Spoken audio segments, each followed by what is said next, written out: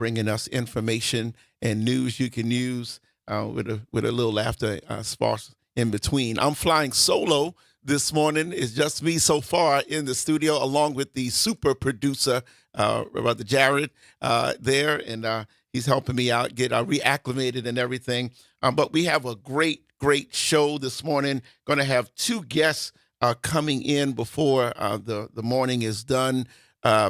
In the first hour, we're going to have Miss Ashana Bigard, who many of you may know. She's an outstanding parent advocate as it relates to public education and taking care of our young kids. And she's going to come in and talk to us. You know, the school year has just about gotten started for everybody. I believe everybody is back. And so we're going to talk, and actually going to talk about in addition to her work, a forum that I'll be hosting at my church near the end of the month on August 25th, Tuesday, August 25th from 6 to 8 p.m. Called Helping Our Students Excel This School Year. And I'm going to have a number of guest speakers, panelists there, and she will be one of them. So we'll be hearing a little bit more about that later on in the hour. And then also this morning in the second hour, we're going to have some men from some representatives from Fire on the Bayou. Fire on the Bayou, one of our city's leading top video production companies. And of course, they work with companies and individuals doing commercials and videography, making the city look good, making companies look good, making people look good in terms of their media presence and reputation. And so important work that they do. And so we're excited to be able to talk to them in our second hour. And so that's what we have this morning. In addition, of course, I always got a few things to say. And definitely, in the news yesterday and this morning at the Orleans Parish Jail, our new sheriff, she's still new, 100 days in now, Sheriff Michelle Woodfork. I had the privilege of attending her inauguration 100 days ago, I guess, or so. And so she's taken a lot of steps now to really work the jail. She's initially now trying to, after many years of getting the jail out of its consent decree that was entered into many years ago. In fact, even I don't know if that was pre-Marlon Gusman or what have you, but it's been there for a long time. And so she's working with a variety of partners, including you probably saw in the news, along with the Attorney General, Liz Murrow. And then the news is also saying that she's pulled in an accountability and council to help make recommendations and help with some oversight, so to speak, to kind of give her guidance in some of the issues that are needing to be addressed at the jail. She released yesterday an online report detailing some of the things that she's been doing. One of the things that stood out for me in the press conference was that they are still undermanned. They are still lacking enough deputies to supervise all of the pods throughout the prison. And so the sheriff herself came in and she supervised and did a shift, apparently, or did a couple of shifts, I don't know, to make sure that she was seen working alongside the deputies.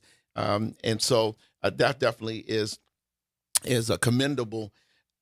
Now, because of, some things haven't changed, there's still not enough money, according to the sheriff, to really do everything they want to do. So she is eagerly anticipating the new budget that the city will unveil, that the mayor will unveil in September, as we are already getting ready to start another budget process for the city. Of course, the budget needs to be adopted in early December.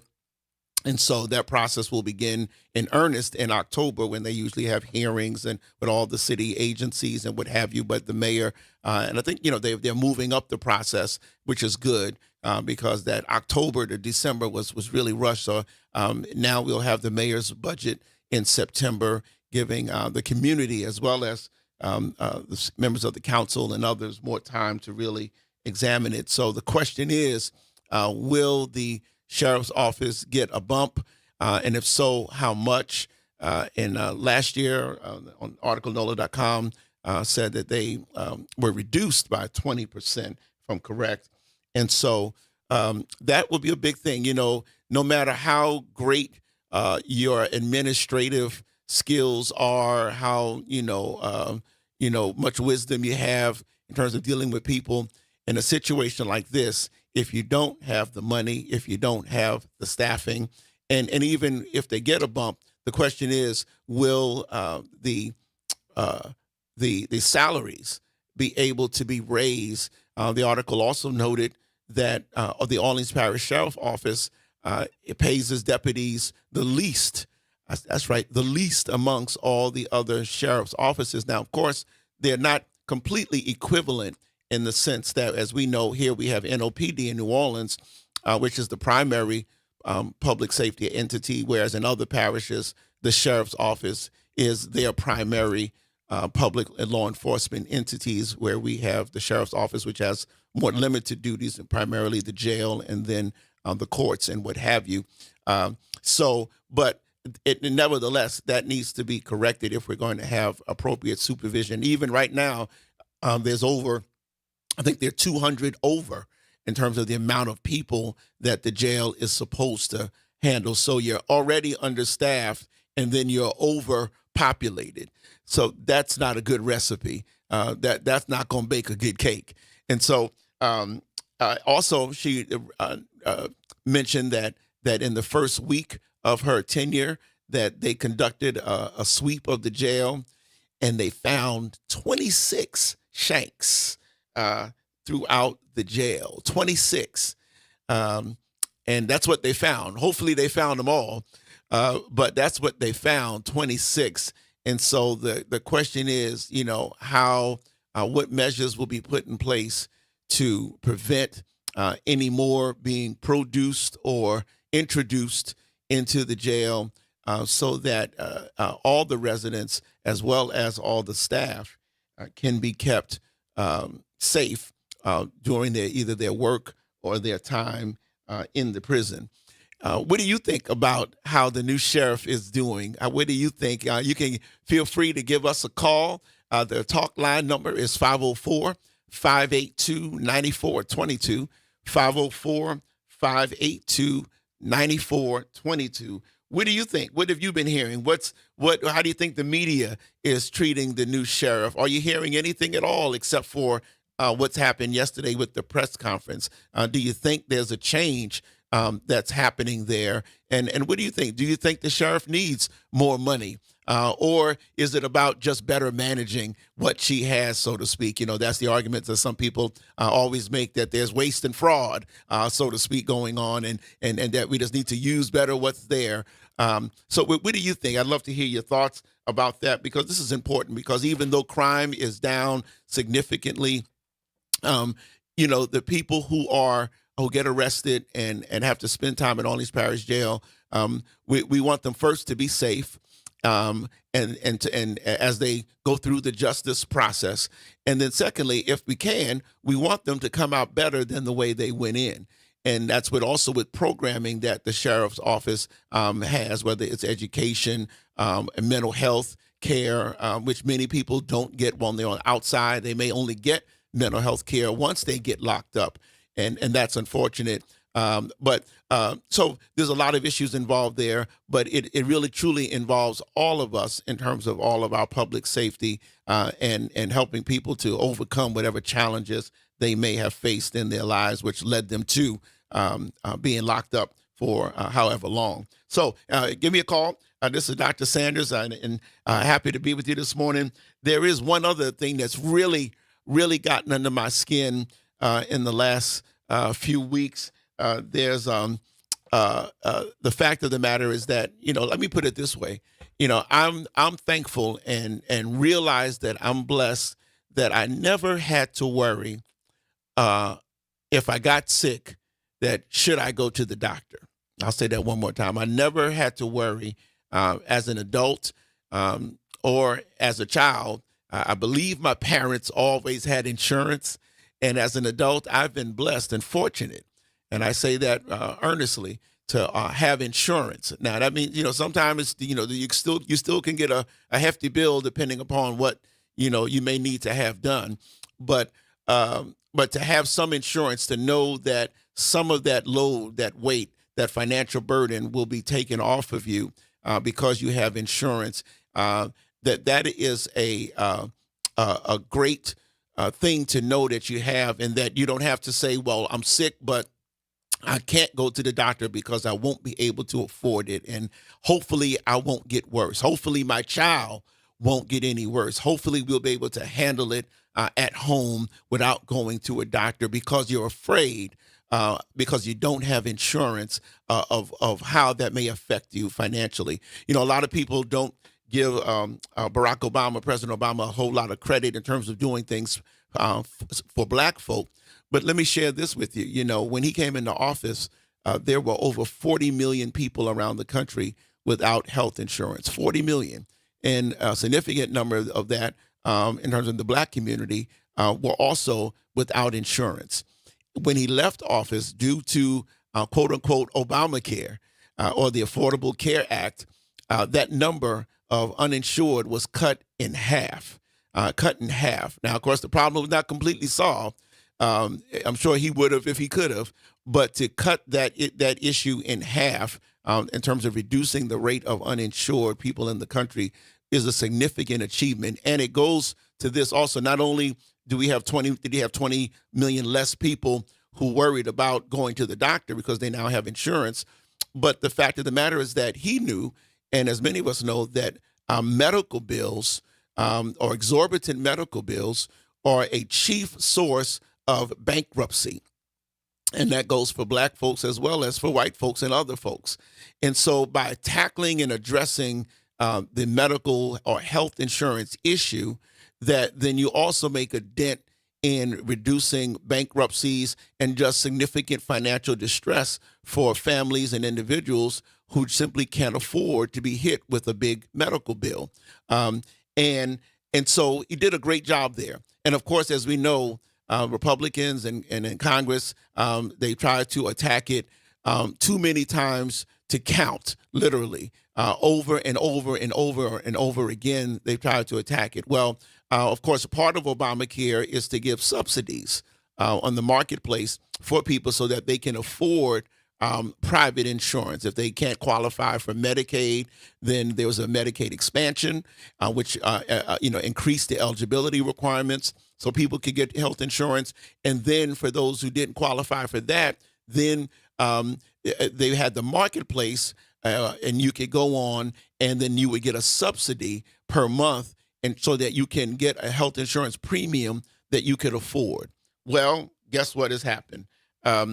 Those subsidies, many of those subsidies have now gone away due to actions by the Trump administration. I want to just read to you a little bit from this article on August 10th, which was yesterday, by Mark Ballard, and it says, Louisiana hospitals are reporting a surge of uninsured patients seeking treatment, many of whom dropped their policies when Congress last year didn't extend the subsidies that help lower-income workers buy health insurance through the Affordable Care Act marketplace.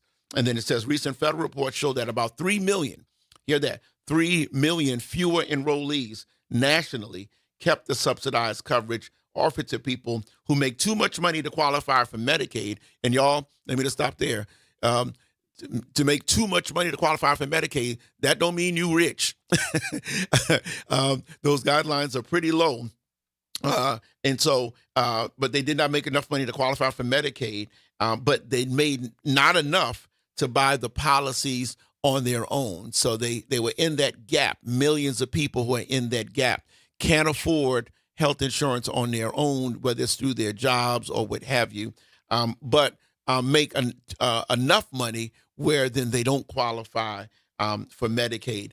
And then here it is, y'all. As usual, unfortunately, when we talk about our state being, having the wrong data all the time, being at the top of stuff we shouldn't be at the top of, and at the bottom of stuff we shouldn't be at the bottom. Here it says Louisiana was among the states that saw the biggest proportion of Affordable Care Act enrollees dropping their coverage. This was according to a Kaiser Family Foundation analysis of reports at the end of July. So specifically, the state went from 264,000 and change enrollments in March of last year, March 2025, to only 195,000 and change the same time this year, which was a 26% decrease. And of course, that means there are fewer people who are going to the doctor, fewer people who are getting preventable things cured, dealt with, that then won't become deeper, harsher issues, more critical issues. And so it leads less, primarily to many more people who are walking around less healthy. It will increase the mortality of those people because you're not getting the appropriate care. You're not getting those screenings that you should get, which save lives every day. Hey, look, I'm of the age where now I've had 2 or 3 colonoscopies. And one time they found something, right? And I had to go back. Well, I probably wouldn't have gotten that screening if I didn't have health insurance, because y'all, anytime they put you out, they use anesthesia, and that's going to cost you thousands of dollars right there for a 30-minute, 1-hour procedure.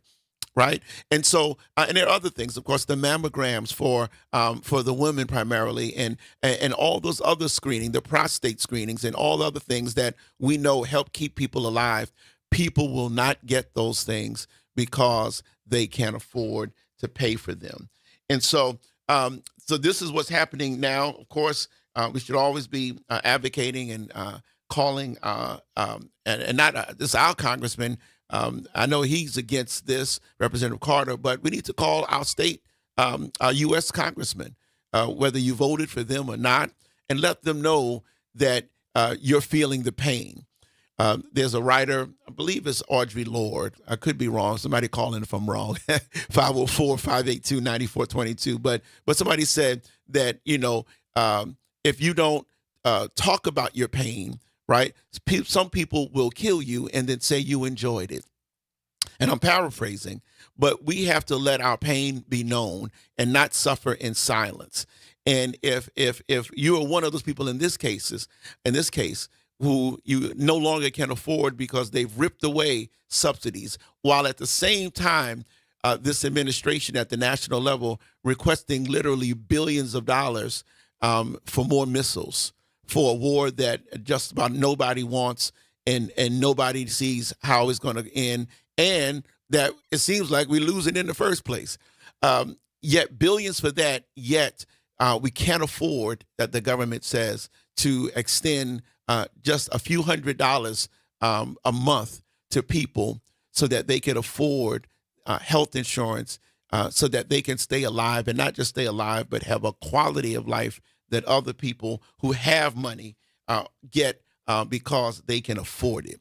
We live in a country now, with the most affluent country in the history of the world, where, I believe healthcare should be a right. This should not be an up and down thing. This should not be a wonder if. In this country, we should be able, like many other countries around the world, be able to extend our citizens where we don't have to worry about, look, nobody wants to go to the doctor.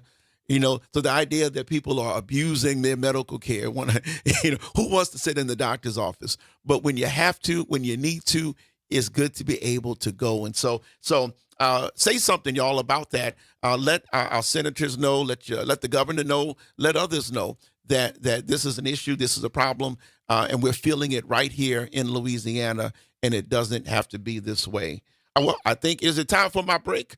I think it's time for my break. I'm almost over the break time. We will catch you back after the break with a little bit more talk. And remember, at the beginning of the half hour, we'll have a guest in studio, Mr. Shauna Bigard.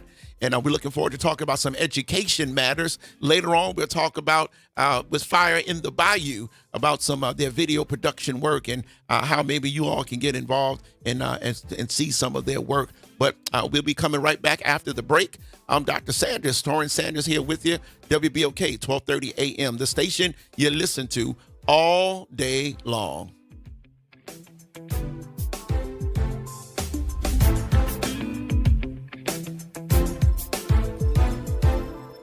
Wednesday morning. I'm Daryl Forges with WDSU News, and here's your headlines. A jury is now set in the next phase of the Stage Rex trial. Opening statements are set to begin at 8:30 this morning, with the trial expected to last 2 to 3 weeks. Sean Alfredish and Leon Parker are facing charges related to the 2020 murder of federal witness Cornelius Garrison. The Orleans Parish Sheriff's Office honors 100 days under new leadership. The sheriff says her first 100 days have been focused on improving security. With 117 sweeps completed, in the department recovered 78 weapons. She will also continue provisions of the consent decree, with Woodfork issuing 3 executive orders calling for independent oversight. Mid-City's biggest eyesore is coming down. Demolition began on the Lindy Boggs Medical Center, also known as Mercy Hospital. It'll take 7 months and $11.5 million from the city to tear down the blighted building, but it'll make way for a 4 million gallon stormwater retention facility using the building's existing basement to reduce flooding. And former New Orleans Mayor LaToya Cantrell goes to trial next March, and her legal team is seeking new court documents.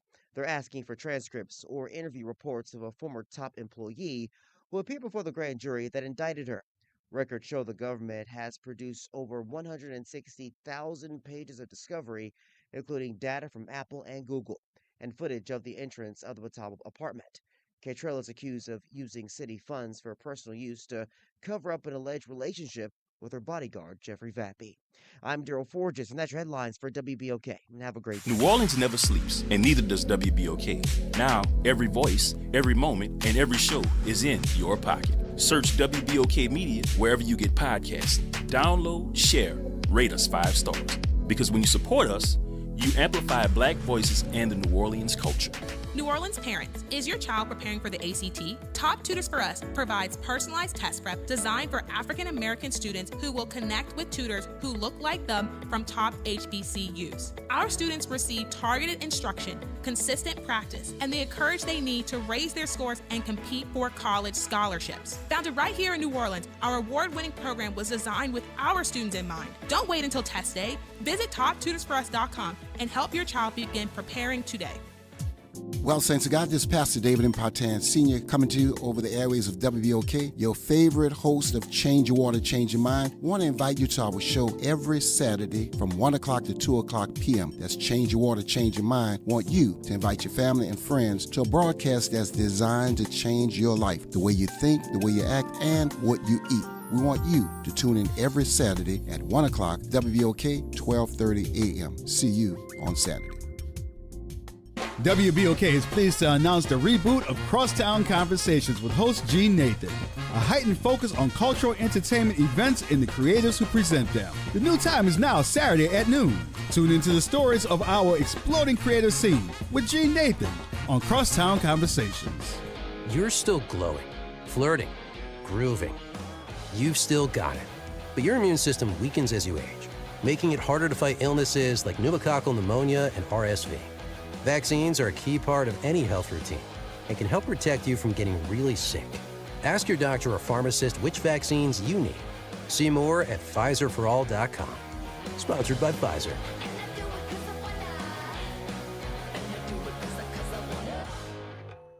Heartburn. Quick, Alka-Seltzer. Because nothing is worse than heartburn after a long day.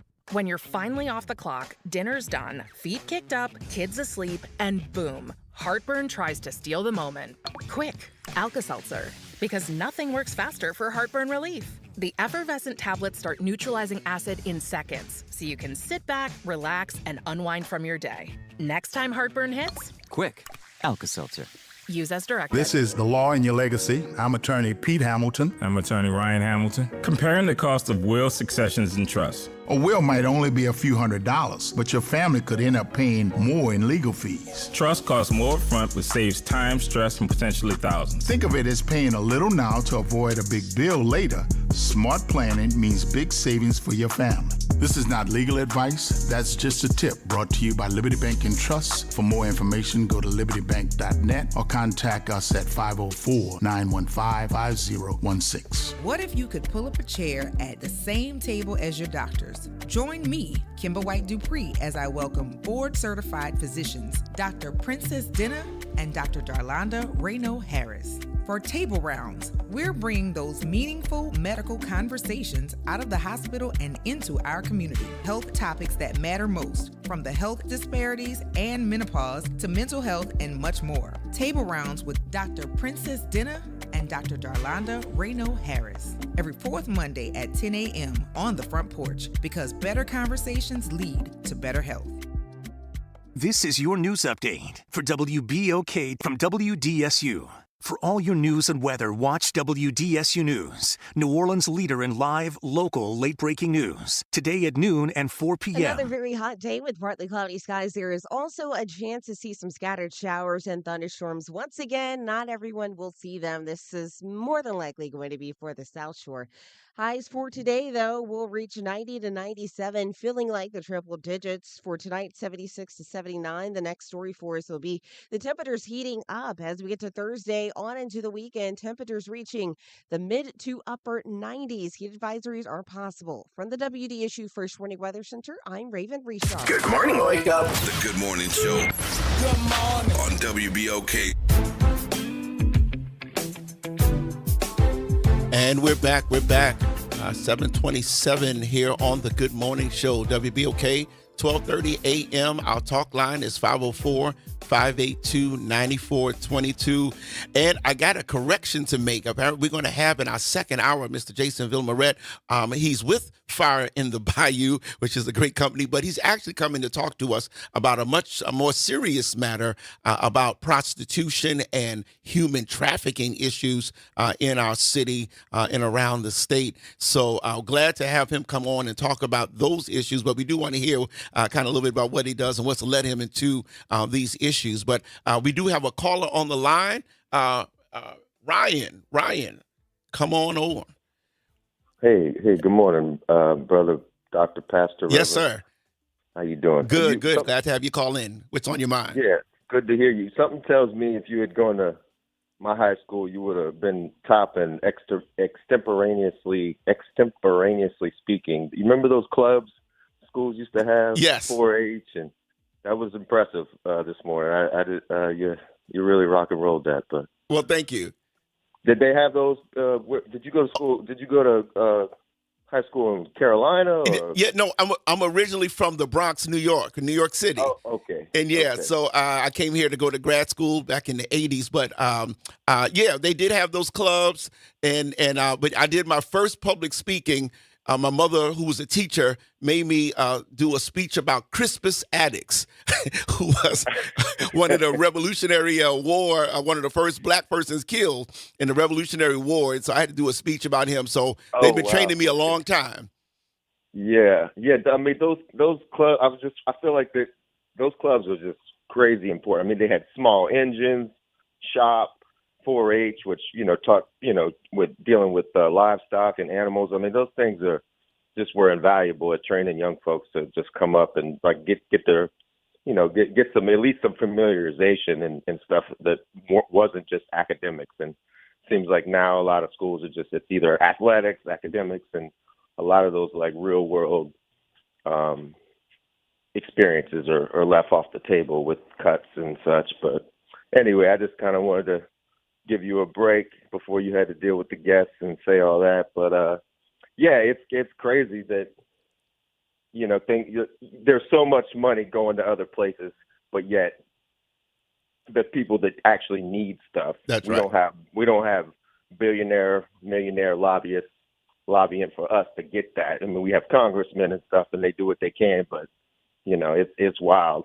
The basically military industrial system is on corporate welfare, and anyway. Yeah, you're on it. You're right. You're on it. But no, and you're right. We need to have, we need to build well-rounded individuals. The math and science and reading is good and needed, but you're right. We have to develop the whole person, the whole child, to live successfully in this society, which is rapidly changing every day, especially with AI and all the other things going on. Absolutely. Well, have a great morning. I'll be listening, and good to hear your voice. All right. Thank you, Brother Ryan. Yeah. Hey, thanks, y'all. And hey, if you want to give a call in, 504-582-9422, 504-582-9422. And, I guess I want to stay on this health kick for a minute. There is information out there now that measles is surging worldwide, and it's also surging here in the United States. One of the reasons is because of the constant attacks on the science of vaccinations, and especially childhood vaccination. And just yesterday or the day before, President Trump released an executive order attempting to drastically change and alter the childhood immunization schedule and really just the science and trust that people already have in it. Of course, the head of Health and Human Services at the national level is not a doctor, and Robert F. Kennedy Jr., which is still just so strange to me. I have great affection for John F. Kennedy, and I actually had the privilege of working, being an intern for 2 years. When I was in college at Howard in D.C., I was an intern, a congressional intern for Senator Edward Kennedy, or Ted Kennedy, as they called him. Went to his house several times, for events. I was able to, he really did a lot to, and the people in his office to kind of help me as I did my collegiate journey. I was still interested at that time in terms of going to law school or what have you, but a great man. And to have, again, one of the Kennedys who is, doing this work now and on this side of these issues, it remains baffling to me, as I'm sure to many people in his family. But that's an aside. But measles is one of the most contagious viral diseases. There's information that says roughly 90% of unprotected people, that means unvaccinated people, who are exposed to an infected person will contract it. Let me say that again. 90% of unprotected people exposed to an infected person will contract it. I mean, I believe that rate is much higher than even for COVID, right? And so this is a serious thing. Yet in the executive order, they're trying to change and alter what the science already says about when children should receive their immunizations. His executive order is trying to break up the fact that the MMR, the measles, mumps, and rubella vaccine.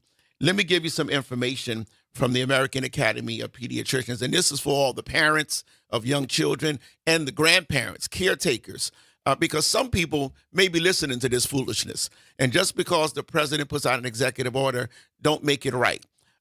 He's not a doctor. Robert F. Kennedy Jr. is not a doctor, and I don't even believe there was any doctors in the room while this was going on. This is from the American Academy of Pediatricians, which is the nationally known and highly respected organization that actual pediatricians belong to and accredit. And they say the ages at which vaccines will work will work best with children's immune system. That's why you have the schedule that it's based upon. And it says, and when they are most vulnerable to certain diseases. Sometimes this means children will receive multiple shots in a short period of time. There is no medical reason to delay or skip recommended immunizations. And then it also goes on to say the cost effectiveness of implementing a national program for a particular vaccine. The cost of buying and administering the vaccine compared to the cost of medical visits, hospitalizations, and missed work caused by the disease is another factors that vary by country. So, not all countries are able to do what we are able to do here. And so we should not necessarily compare ourselves to other countries. But this is what really got me. And this is from the American Academy of Pediatricians. It says research shows that following U.S. vaccine recommendations is beneficial for children, their communities, and the economy.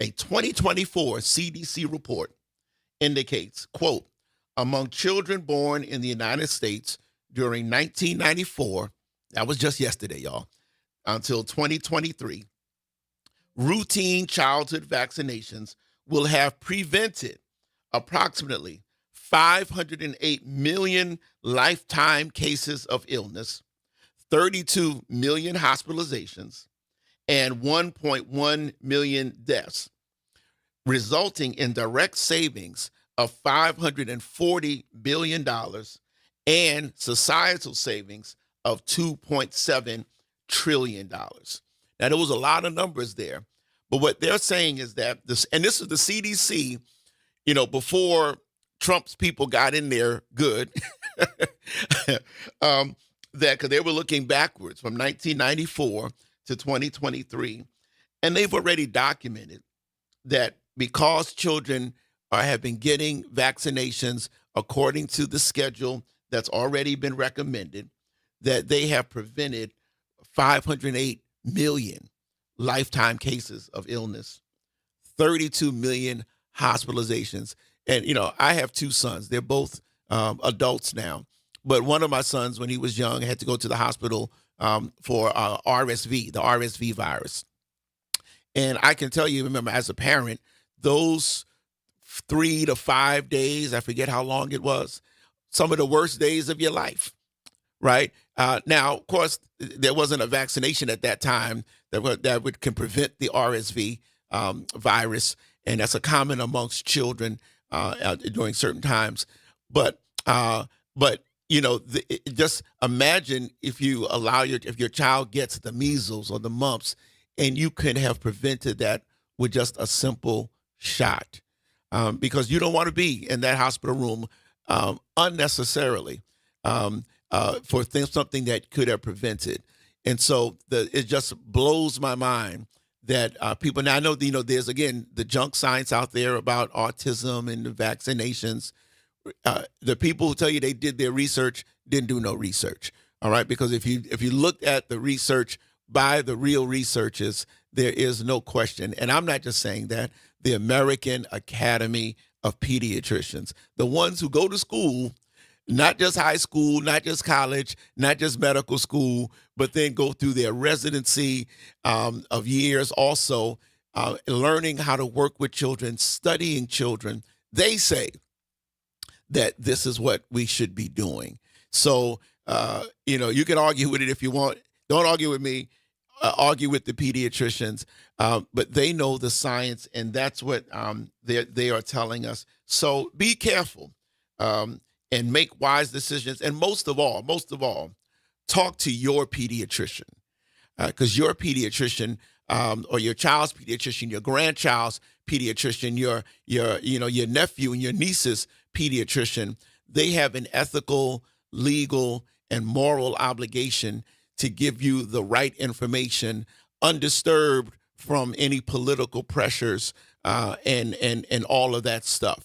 And so you can go and have a pediatrician that you can trust, that you know cares about you, your family, and your children. And that's how you should ultimately make the decision. But be careful, be wary of what comes out of this White House. Because you know that there is deception and lying going on at record numbers. Just, you know, thinking about that on the offshoot, yesterday there was also in the news about the president and his jets. And apparently there's some threat to the president. He allegedly from the Iranians. And so he got on one of the planes, his Air Force One planes, and then according to CNN, which I looked at last night, then they did a switcheroo, so to speak, and they had he got off that plane and was into a one of the trucks that they have on the tarmac, and he went in there, and then they escorted him to another plane that was nearby, and apparently he got on there. Let me use this fancy word, surreptitiously. got in that other plane and actually was in the other plane, even though people were led to believe he was in the first plane that he got in. Now, hey, I'm in favor, of the president being protected, right? We all should be in favor of that. We want the president protected. No matter what you think about his politics, we want the president to be protected. So, that's cool. But then why if you think that aircraft is in jeopardy that he was on, then why leave other people on that jet? Why leave the media members and even staff of the White House who were on that first jet that he got on and got off? That jet still flew off and went somewhere. And so the question is begged, well, why would then, if there was a risk, why would they allow that plane to fly off if there was a risk and do that to those people? Was that necessary, right? And so that's a side issue, so to speak. But again, and then apparently when they arrived, he got back on the original jet and told reporters that yes, there was a threat and and if he would have gone, then they would have gone. Meaning in terms of they would have died. If he would have died, they would have died too because they were all on the same plane. But apparently that was not true according to CNN because he wasn't on their plane when it was in flight.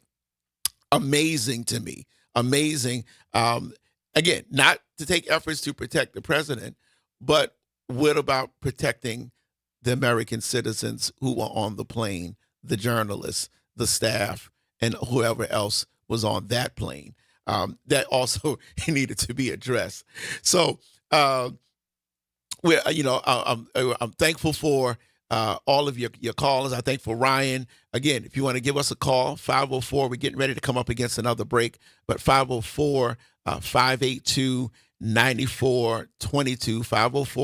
504-582-9422. After the break, we are going to switch and talk about some education matters, and we're going to talk about a forum that's coming up at the end of the month. I want you to be there. Tell your family members, tell your friends, anybody with a child in the school system. Please let them know about what we're going to be talking about and what this forum will be all about in a little while. So we're going to go to our break right now. This is Dr. Torrance Sanders flying solo and sitting in for Will Sutton. He'll be back next week. We'll be back after the break. WBOK, 12:30 a.m., the station you listen to all day long.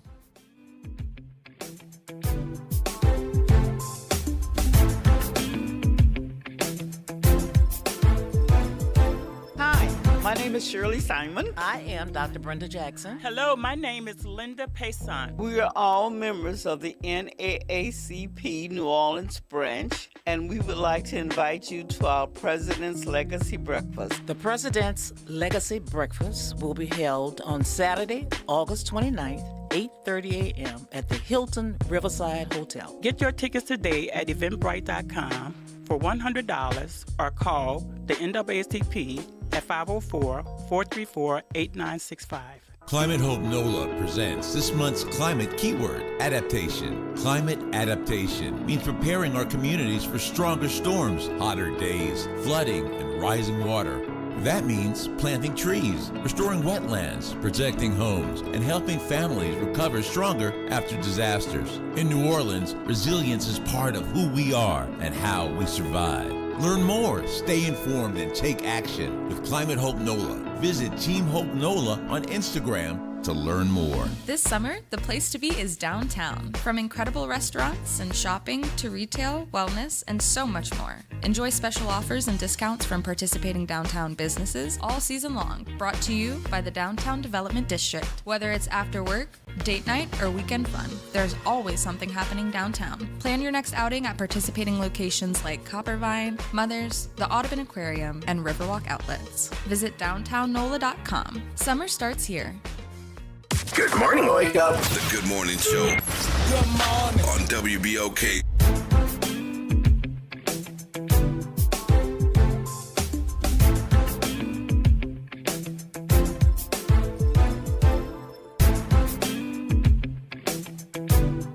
And we're back. We're back. Dr. Torrance Sanders here on WBOK, 1230 a.m., the station you listen to all day long.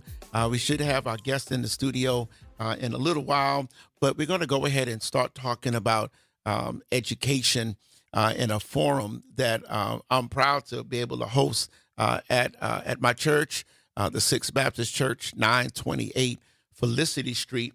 It's going to be on this month, August 25th, which is a Tuesday evening from 6 p.m. To 8 p.m. Again, that's the Sixth Baptist Church, 928 Felicity Street, from 6 o'clock p.m. to 8 p.m. School have just started, either last week for some kids or in other parishes.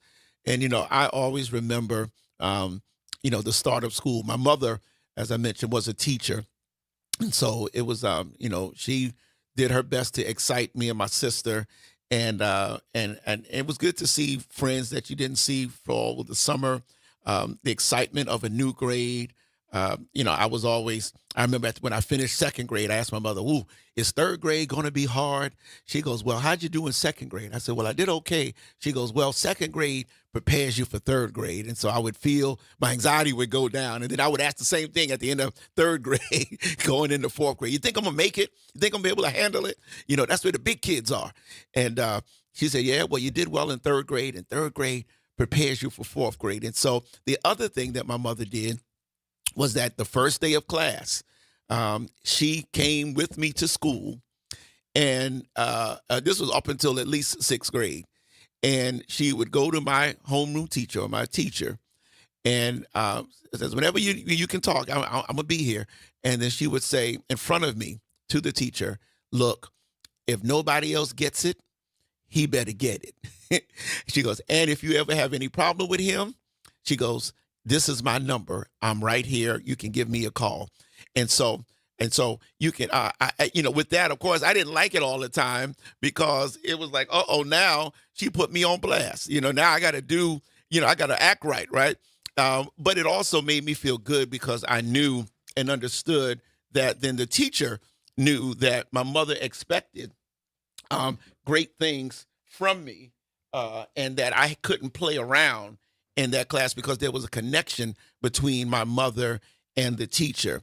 And I know every parent can't do that, but I just offered that as an example of what needs to happen in terms of there needs to be a connection made between parents and their children's teacher, and not just when something going wrong, but if you start off good, then you can end good, more than likely, right? And so it's so important that you do that. Our guest is in the building, my longtime friend, Miss Ashana Bigard. My bell.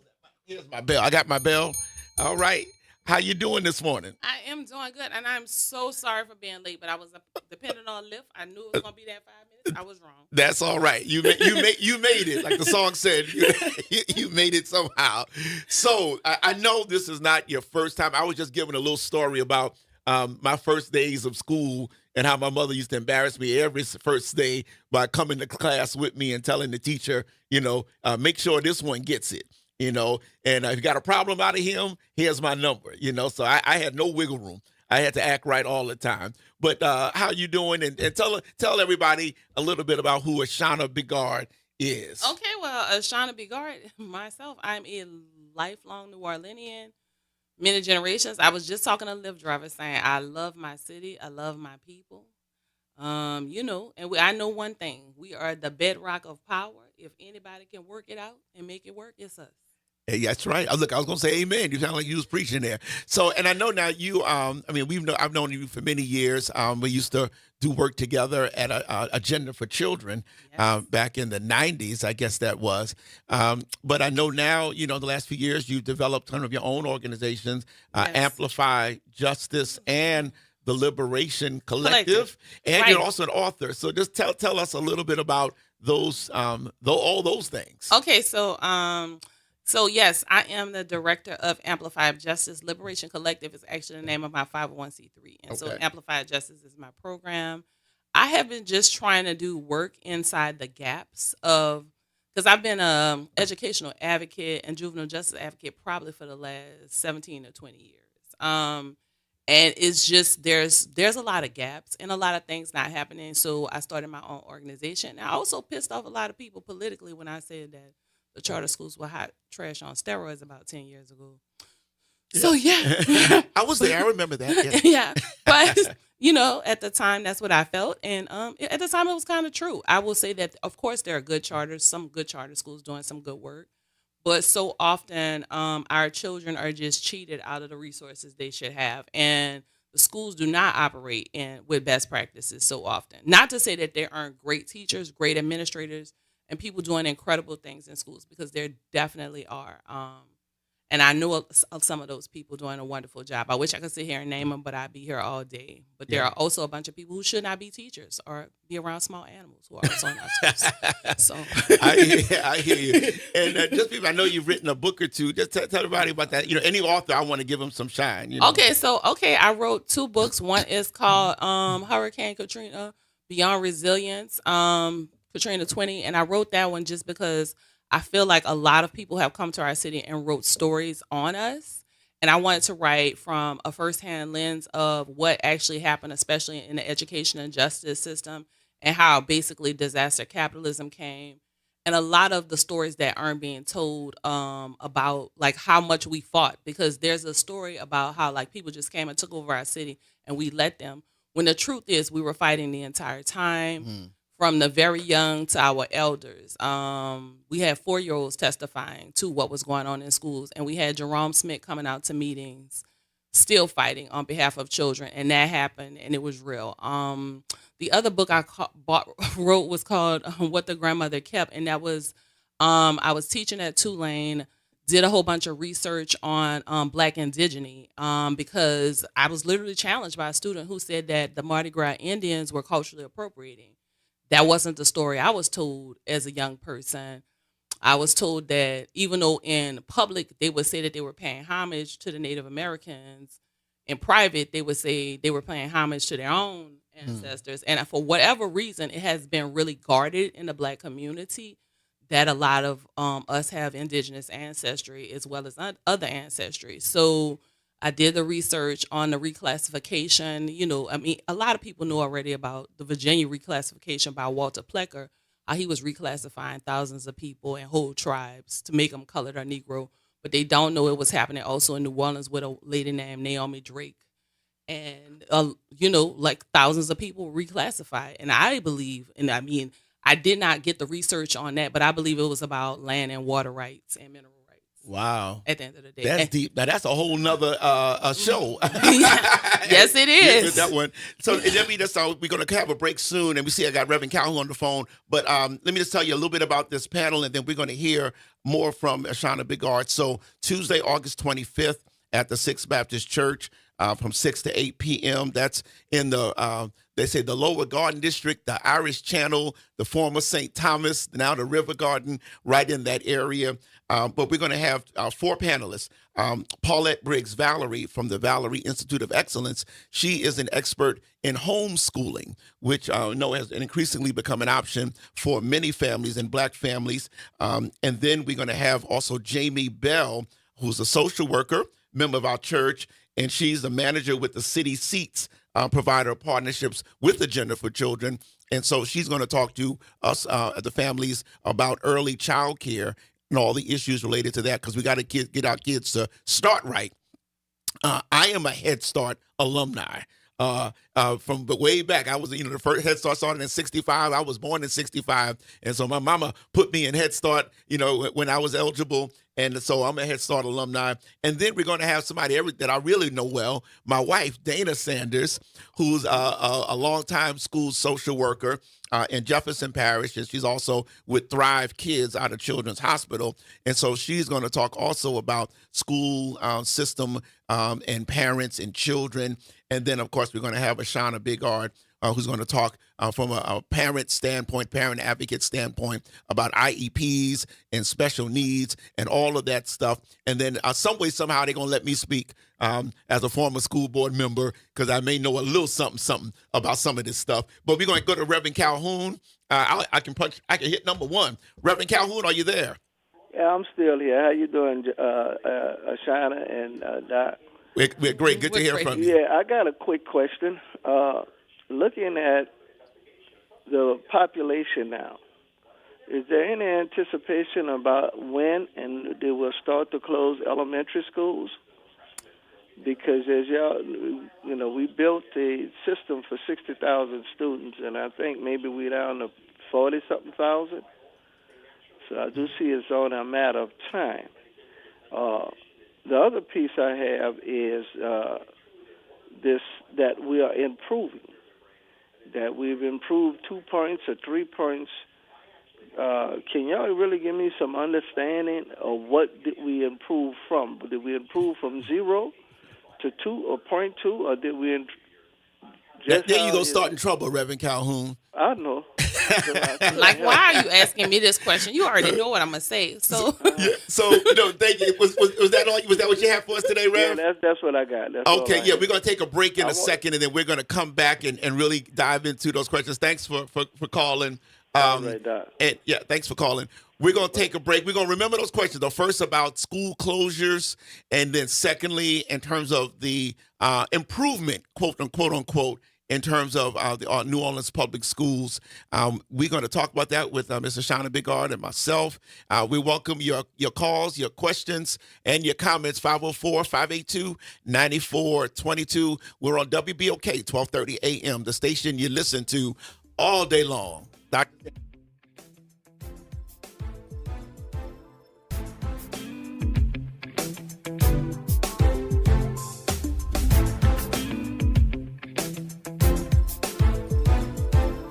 WBOK New Orleans, home of the Good Morning Show, 7 to 9 a.m. weekdays.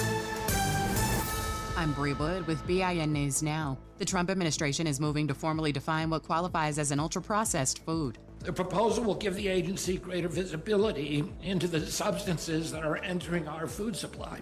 Health and Human Services Secretary Robert F. Kennedy Jr. says the effort is aimed at addressing rising obesity rates and increasing oversight of ingredients added to the nation's food supply. Los Angeles City Council member Curran Price has again been ordered to stand trial on corruption charges. A judge ruled prosecutors presented enough evidence to proceed on felony counts including embezzlement, conflicts of interest, and perjury. Price, who is black, has pleaded not guilty. And a new Louisiana law now allows students at public colleges and universities to carry pepper spray and other chemical self-defense products on campus. The measure took effect August 1st, though restrictions remain in certain healthcare facilities and secured campus events. Get BIN News Now on demand 24/7 on the iHeartRadio app.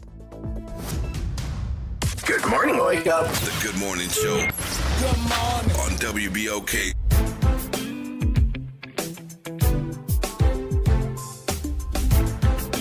And we are back. That was a quick break there. We are back. Again, Dr. Sanders here, Torrance Sanders, and Mr. Shauna Bigard of Amplified Justice, the Liberation Collective. I like that. I love that. We had a call before the break from Reverend Calhoun out of the Lower Nine, and he asked first about school closures. Now, I've been away from school board for a while, but I do keep up a little bit. And I believe the school board passed a resolution or, a policy for how they're going to go about closing schools. The fact of the matter is that if you don't have enough students, you can't keep all the buildings open. I understand that from a fiscal standpoint. My issue has always been, you can weigh in on this before we move to the next question, how they have closed schools.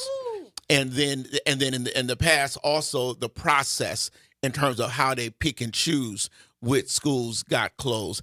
And you don't close schools in the middle of the school year. That's for sure, because then the primary focus should always be, just like with custody, what's in the best interest of the children. And for children, school is like home, and they deserve stability and predictability and routine. You make friendships, and those friendships mean something. Relationships with teachers and even the custodian means something. And so you don't rip that away from a child, happenstance, without planning, without a process of easing those things done. So that's been my main issue when we had school closings over a year ago and how those were done. Any thoughts on that? So yeah, a lot of these schools, like when KIPP closed the school, decided to make the closure of Frederick Douglass, they knew before the beginning of the school year, and that should have been given parents an option to say, we may close this school, to whether or not they even wanted to register their children. That's something that those parents should have known up front if they were considering it, because they didn't just decide to do that mid-year. And then to have the young people find out and their parents find out last after y'all made the decision, not giving them a chance to weigh in, and us having no process in school closures. I mean, there's so many problems with the way we close schools and the way we handle children and communities, especially when we know that stability is is like number 5 in the predictor of success, in college, etc. Yes. And just the lack of stability, and even the fact that a lot of these buildings, they didn't sell and make condos. And I'm trying to figure out, how do you make public property that has been earmarked for education? How do you sell that? And who gets the money if it's for the community? There's a lot of things that I just really am curious about in this process that hasn't been made transparent, I don't think, to the public. But definitely, especially since Hurricane Katrina, we've been asking for rubrics for our school closures. We've been asking for advance notice, that families of schools that are closing get first options of placement into quality schools. We've been asking for the same things, and it seems like we have been continuously being ignored as a community. And I'm glad that the school board have finally stepped up and is doing something. There needs to be several rubrics put in place that make sense. Yes. And I'm looking forward to the school board doing it, and I'm looking forward to working with them. Yeah. And, since Katrina, there could be a whole book written on school closures in New Orleans. An encyclopedia. And of course, and some of them didn't just close, they crashed and burned. And I say that not anyway happily, because I think about the wreckage that was on our children in terms of who had to endure.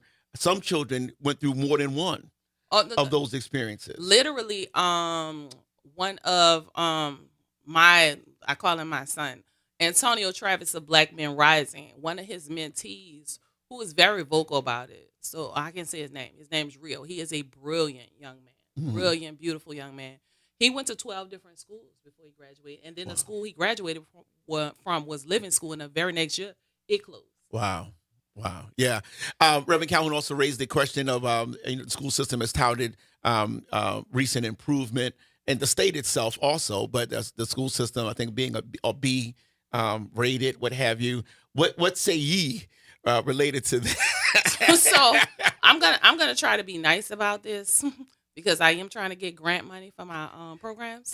So I will say this: a lot of times we put growth into our scores, right? And so what will happen is a school will be what would have considered a failing school, which a lot of these schools, if you graded them by the same grade that they took over the schools, would be retaken over, because most of them are failing schools.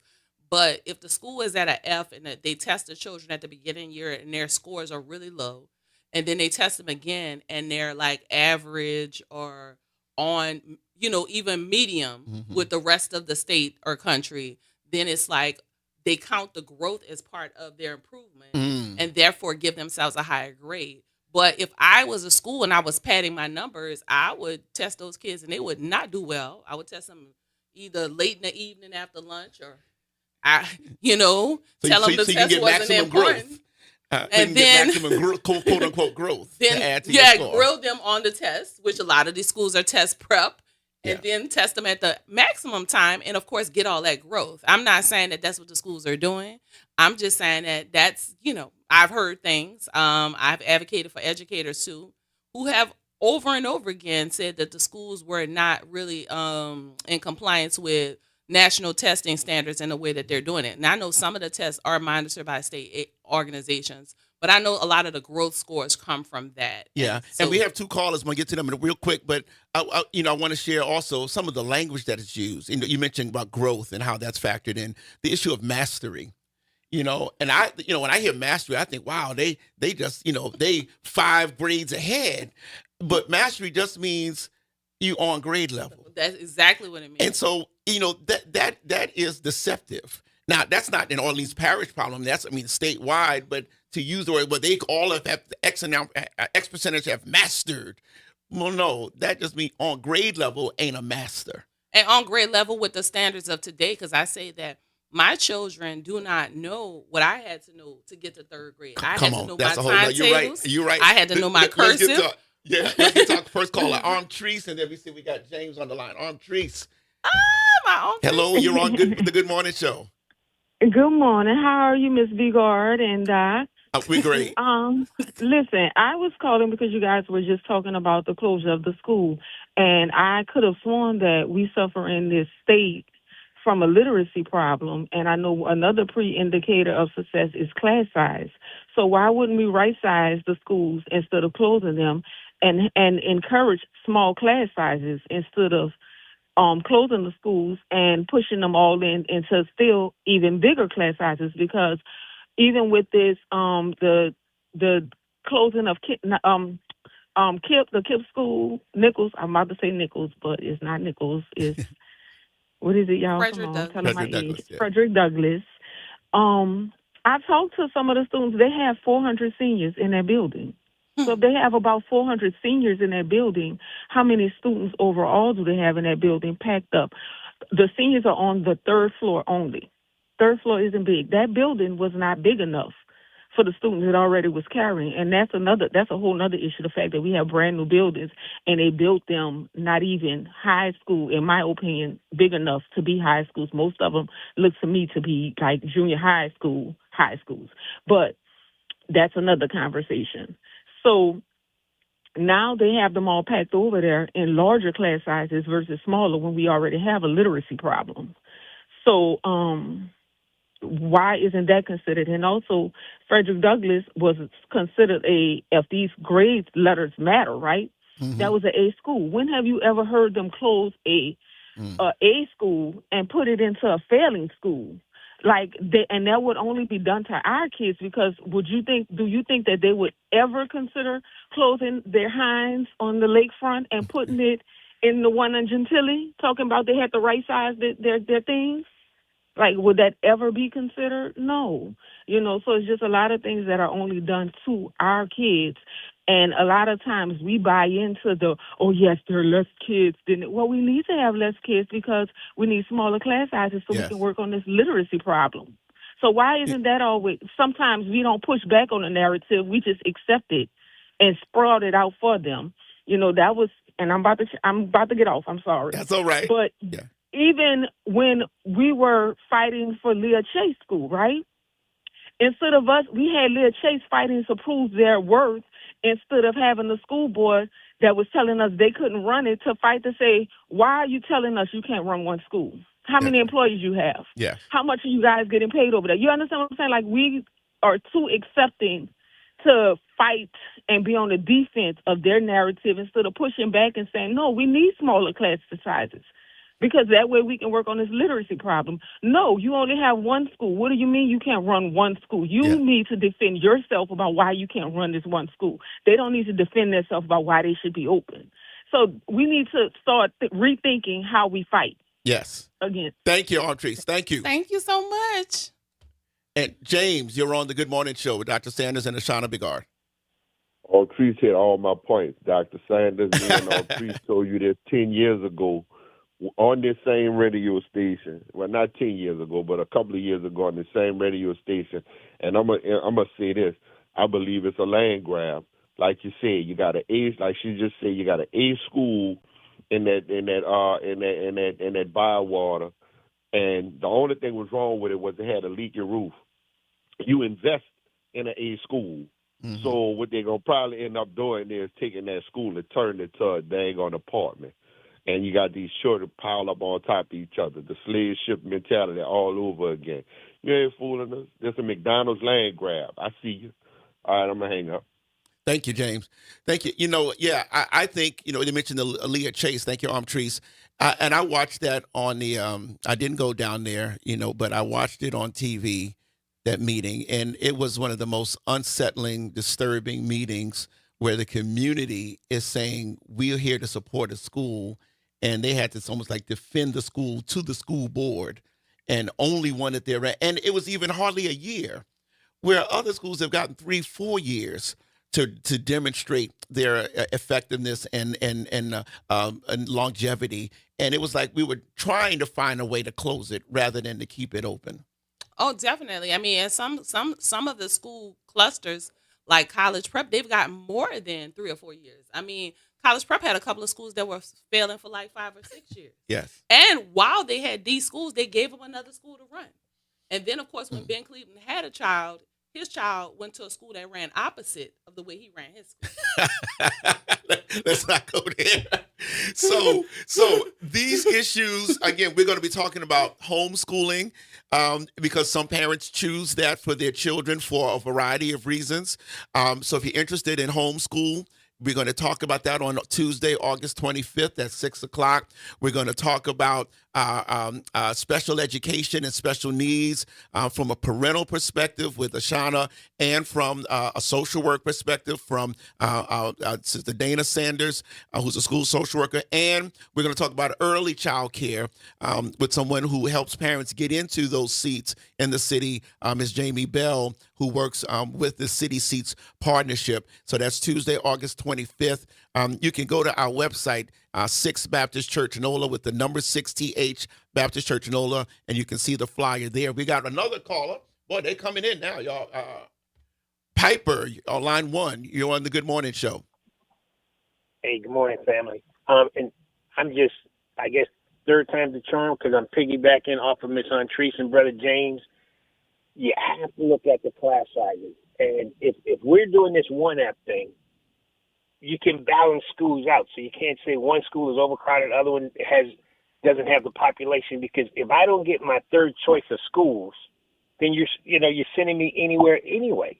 Mm-hmm. So at some point, balance the schools out. So you have a good teacher-student population mix, and then you can provide more services for the kids. But you overcrowd one school, another school it doesn't have the enrollment. Yeah, you're gonna have problems. But at the same time, you have to think in long term. And when you mention fiscally, you have to think long term. What's going to be our return on investment? I can overcrowd a school to sell a building, or I can invest in these kids and improve our community in the long run. So that's the fiscal that has to be discussed. The investment in the kids in the long term in our community. But if you, like I say, you have this one app, balance the schools out. If I don't get my third choice, you're sending me someplace anywhere that I didn't want to be anyway. That's right. So balance us out.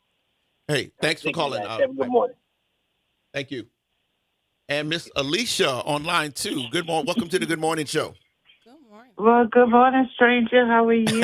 I am well. I'm here. Look, I hate what's going on with our school system. I've been complaining about it before. But we need to start right there with the school board itself. They are a farce. They're collecting a check. They're not doing what's right for our children. They shut down a school in the Lower Ninth Ward. There's no high school in the Lower Ninth Ward. There's only one school, what they call the Upper Nine, but we don't even use Carver as the distinction as an Upper Nine. Carver is Desire.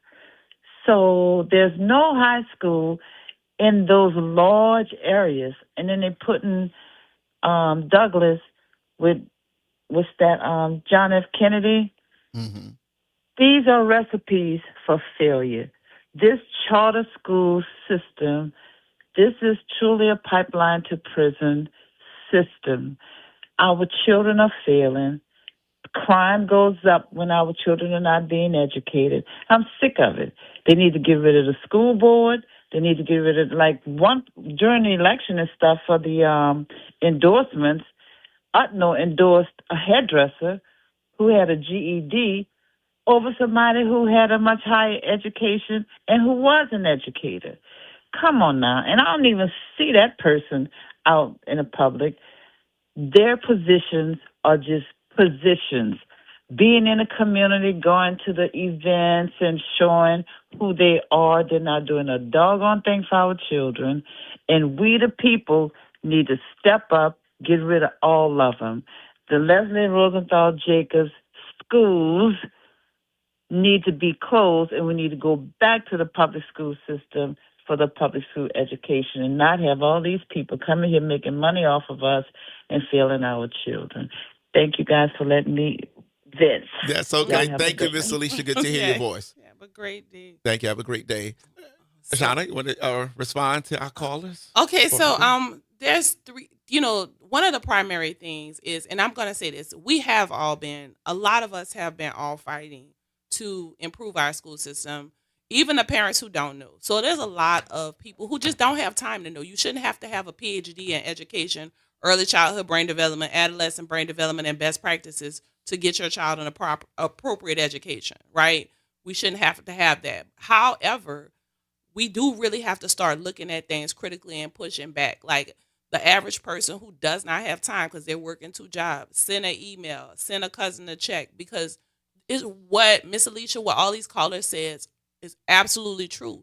The education system we have after Hurricane Katrina, billions were invested into education. Yet most of our kids don't even have PE. They don't have showers. They don't have lab equipment. They don't have, you go to other places, they have studios.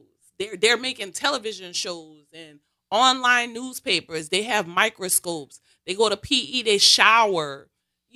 Our children do not have this. And the question is why? Because all of this school system we have now is new. It was built after Hurricane Katrina. So we have to ask critical questions like, why are our children getting less than other children in the rest of the country? Why are a lot of our teachers don't have education degrees? Why aren't our schools doing best practice? Like Tree said, having smaller class sizes, and especially because I would garner to say at least half to 2/3 of our children are on the trauma spectrum and should have 504 plans, right? Wow, yes. So I tell you, it's funny, but it's sad. After Katrina, and I was talking to a parent who had gone to Texas, I think to Houston, and then they spent maybe a couple of years there. Then they came back, and she said when she got to Houston, and they gave her child a 504 plan, and at first she felt offended because she thought it was like a label, like since she was from New Orleans. They go, give me a 504 plan. Like, no, I don't want no 504 plan. Why? But when she was explaining to her that, no, that means an accommodation and that your child probably should have had this, years before and everything. And it was like, wow, just ironic that it was called a 504 plan. And here, they're from New Orleans. So, but parents need to know about their rights. And that's what we're talking about, the options available for their children to learn things and to get the accommodations, the supports that they need is so, so important. Do we have another caller? I know we're getting ready to go to break. We have one more call. We have one more call before our break. Hold on, let's take that. Hello, caller. You're on with the Good Morning Show. Hello, caller. No, let me do it again. Hello, caller. Nope, nothing there. All right. Call back if you can. But hey, so we got one more minute before the break or so. I'm glad that you accepted our invitation to come, not only here today, but my invitation also to come to Sixth Baptist Church. I usually don't plug out my church that much when I'm here, but we do have a community event, and we really want everybody to come out. It's essential that your kids, grandchildren, nieces, nephews start the school year right. And hey, everything may be cool and copacetic right now, but comes October and November, after those first report cards come out, and when the kids get to know each other and get settled in, that's when we see issues starting to happen. And you need to know in advance. Don't wait till stuff happens in order to know how to respond. We want to teach you how to plant good ground and good seed rather, so that you can have some good results. Yes. And I want to also say for any parents that are struggling to get uniforms, because sometimes the shirts are a little expensive, that you can ask for vouchers, and because the school is supposed to provide it. Any school that has mandatory uniforms and has children who are on reduced or free lunch, they are supposed to provide vouchers. If you're making me buy a shirt that's $60 or $30 that I cannot afford at this time, the schools go to the school, ask for the social worker, say that you cannot afford the uniforms. They're supposed to provide vouchers or provide the uniforms themselves. So that's because that has been a barrier for some children even going to school in the first couple of weeks because parents are trying to borrow money or get money. So, and I know that children are starting schools at different times, of course, because of our system. So keep that. And also, definitely get the handbook. Start, if you know your child has behavioral issues, make sure you're asking for that evaluation, that 504 plan or the IEP, things like that. Hey, so we got to wrap this segment up.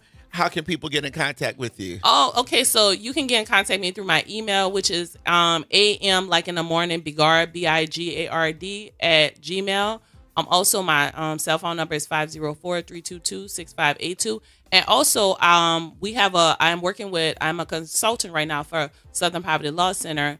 And my organization, Amplify Justice, is putting up a couple of apps, but one of them is functioning right now. It's called alabcommunity.com, and it has a lot of resources on it. So even though it's not finished, because we want to put up parent videos of them explaining the things, there's a lot of templates, there's a lot of information. And again, that's ALAB, and it's just at alabcommunity.com.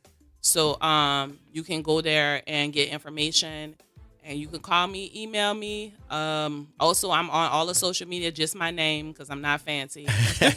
Thank you, Shawna, for being with us. We got to go to break. After the break, we'll have another guest. Jason will be here. We're going to talk about some serious issues, human trafficking, prostitution, and related issues. Stay tuned. WBOK, 12:30 a.m., the station you listen to all day long.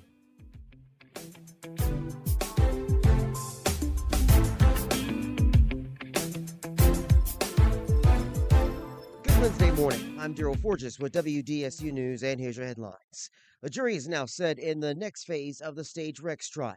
Opening statements are set to begin at 8:30 this morning, with the trial expected to last 2 to 3 weeks. Sean Alfredish and Leon Parker are facing charges related to the 2020 murder of federal witness Cornelius Garrison. The Orleans Parish Sheriff's Office honors 100 days under new leadership. The sheriff says her first 100 days have been focused on improving security. With 117 sweeps completed, in the department recovered 78 weapons. She will also continue provisions of the consent decree, with Woodfork issuing 3 executive orders calling for independent oversight. Mid-City's biggest eyesore is coming down. Demolition began on the Lindy Boggs Medical Center, also known as Mercy Hospital. It'll take 7 months and $11.5 million from the city to tear down the blighted building, but it'll make way for a 4 million gallon stormwater retention facility using the building's existing basement to reduce flooding. And former New Orleans Mayor LaToya Cantrell goes to trial next March, and her legal team is seeking new court documents. They're asking for transcripts or interview reports of a former top employee who appeared before the grand jury that indicted her. Records show the government has produced over 160,000 pages of discovery, including data from Apple and Google, and footage of the entrance of the Watauga apartment. Cantrell is accused of using city funds for personal use to cover up an alleged relationship with her bodyguard, Jeffrey Vappy.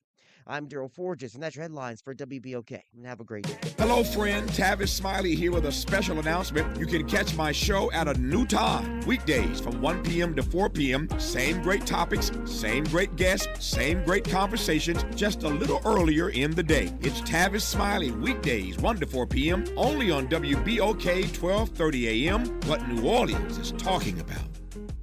For 5 years, one event has brought our community together around one goal: better health. I'm Judy Morse. Join the Urban League of Louisiana and presenting sponsor Oxner Health on Saturday, August 15th from 10 a.m. to 3 p.m. for the 5th annual Big Health event at the Ernest M. Morial Convention Center. Enjoy free health screenings, free admission, free parking, and activities for the whole family. The Big Health event. One day, one place, all health. We are the rhythm of the streets. The flavor in every dish. The story in every song. We are New Orleans Tourism and Cultural Foundation. We help artists build the future of New Orleans. Because when the culture thrives, our people thrive.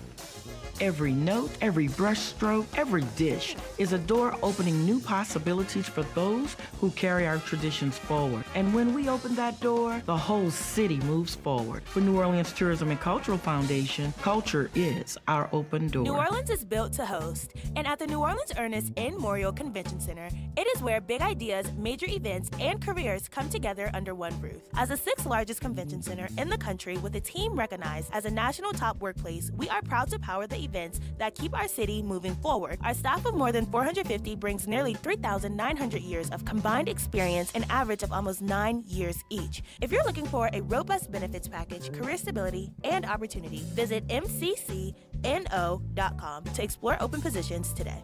What if you could pull up a chair at the same table as your doctors? Join me, Kimber White Dupree, as I welcome board-certified physicians, Dr. Princess Dinner and Dr. Darlanda Rayno Harris. For Table Rounds, we're bringing those meaningful medical conversations out of the hospital and into our community. Health topics that matter most, from the health disparities and menopause to mental health and much more. Table Rounds with Dr. Princess Dinner and Dr. Darlanda Rayno Harris. Every 4th Monday at 10 a.m. on the front porch, because better conversations lead to better health. Well, Saints of God, this is Pastor David Impartan Sr. coming to you over the airways of WBOK, your favorite host of Change Your Water, Change Your Mind. I want to invite you to our show every Saturday from 1 o'clock to 2 o'clock p.m. That's Change Your Water, Change Your Mind. I want you to invite your family and friends to a broadcast that's designed to change your life, the way you think, the way you act, and what you eat. We want you to tune in every Saturday at 1 o'clock, WBOK, 12:30 a.m. See you on Saturday. Did you hear the news? Dr. Clark's 101, The Living Classroom, has a new time. Catch us now every Wednesday at noon. Same program, same great conversations. Just a new time. So catch Dr. Clark's 101, The Living Classroom this Wednesday and every Wednesday only on WBOK. What New Orleans is talking about. This is your news update for WBOK from WDSU. For all your news and weather, watch WDSU News, New Orleans' leader in live, local, late-breaking news. Today at noon and 4 p.m. Another very hot day with partly cloudy skies. There is also a chance to see some scattered showers and thunderstorms. Once again, not everyone will see them. This is more than likely going to be for the South Shore. Highs for today, though, will reach 90 to 97, feeling like the triple digits. For tonight, 76 to 79. The next story for us will be the temperatures heating up as we get to Thursday on into the weekend. Temperatures reaching the mid to upper 90s. Heat advisories are possible. From the WDSU First Warning Weather Center, I'm Raven Reshaw. Good morning, Wake Up. The Good Morning Show. Good morning. On WBOK.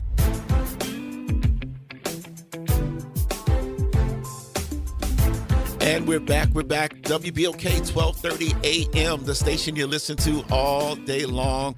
Well, I want to thank Ashana Bigard for coming in and sharing with us about her educational advocacy. And again, she'll be one of the panelists on August 25th, 6 to 8 p.m. at the Sixth Baptist Church, 928 Felicity Street. Come on out, parents, grandparents, to learn about how to help your students, your children excel this year in school. Well, we want to shift to another great guest we have in studio, Jason Vilmoret. He's with Fire on the Bayou. He's going to talk about that, but he's here to talk more about what's going on in the medical corridor, the quality of life issues we all are concerned about, and how we all need to step up and tackle issues that may be in our neighborhoods, and in particular, our neighborhood that he lives and works in. Good morning. Welcome to the Good Morning Show. Thank you. Thank you very much. Pleasure to be here. Yeah. Good to have you here. Thanks for coming in. And so tell us a little bit about, so we've been talking already offline a little bit about who you are and what you do. So tell our listeners a little bit more about who Jason is and what you do in terms of your company, and then we'll shift into those other issues. Well, essentially, I'm an entrepreneur. Mm-hmm. I've owned a couple businesses in New Orleans, from architectural salvage to demolition to media, and also property and real estate development. And I've bought some properties up and down Tulane Avenue since 1996, and so I've been in business, lived and worked off of Tulane Avenue since the mid 90s, And it's always And that's been a change over since the mid-90s. well, it's always had issues. Tulane Avenue has always had issues. It's always had prostitution. It's always had crime, but the crime has changed. Crime has definitely changed, and quality of life is really what I'm here to talk about. Is we all know crime has been lowered. Violent crime has been lowered here in New Orleans a good bit, but we still see the same things happening, and with homelessness, drugs, and prostitution on Tulane, and the three are connected, but the three are also very different, and I think the NOPD, a lot of people will look to lack of enforcement, but they're kind of all the problems of society end up on a policeman's shoestrings. Poverty, mental health, domestic issues, drugs. Yes. So I definitely want to tip my hat to those men and women who protect us every day. But they're not equipped to deal with homelessness. They're not equipped necessarily to always deal with some of the addiction issues that we're seeing on Tulane and other corridors in New Orleans. French Quarter maybe being one of them, Canal Street being one of them, and Chef definitely. And but when you see it's too much. So and what I've seen is just the large number of things happening. So the massive amount of needles being found in areas. You kind of look at that. This isn't just homelessness. This is an industrialized drug trade at this point. Yes. People are coming there to bring drugs to the homeless people or other addicts who may or may not be homeless. People are coming in from other cities and states. And then, you just see industrialized prostitution when you see the girls that are working on Tulane Avenue and guys working on Tulane Avenue. And then you see them on the Chef as well. That's a lot of distance to traverse. So it's organized. And what we did as a community was, it had gotten so bad. We started talking to our neighbors, which is really important because we're not on an island. And when people get together, you can move mountains. So we started talking to our neighbors. I got to know the guy who owned the body shop. I got to know the folks who own the restaurant commissary down the street. And it really centered around Comiskey Park at first, where there was this beautiful piece of green space, legacy Nord playground. That's right. And it was being overran by, drugs, alcohol, prostitution, all these things. So we really took a stand against that. Well, of course, it's like whack-a-mole. Once you kind of like move them, from one area, they kind of was conjugated around this apartment complex, and then they moved them from over there, and then they moved to the neutral ground. And really with a concerted effort of NOPD, the city, district attorney's office, the state police, and some other agencies, I can't name them all. There were so many. We all kind of got together and walked Tulane Avenue. And that really, I think, opened the city's eyes to what was going on, opened up NOPD. Now, when did that happen? That was about a month ago. Okay. So this is stuff that's really right now in progress. Okay. Maybe. And what that did was that made residents aware of camera programs like Project NOLA that were directly connected to the state police. Yes. And I do realize we can't arrest our way out of this problem, but ignoring it isn't the issue either. And so, with the help of those agencies, I think we've been able to really take care of some really bad problems. Mainly the park is now cleaned up. Wow. Nord heard us loud and clear. They're cutting the grass. They're making it look like a great place for kids to play.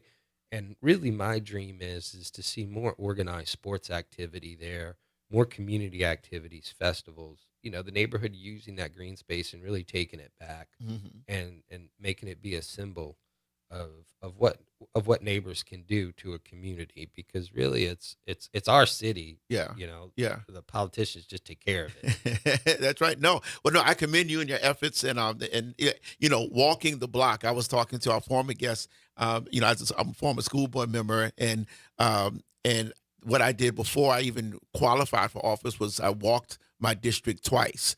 And, there's, New Orleanians are great people. And if you can make connection with people, then you have the recipe for making something happen.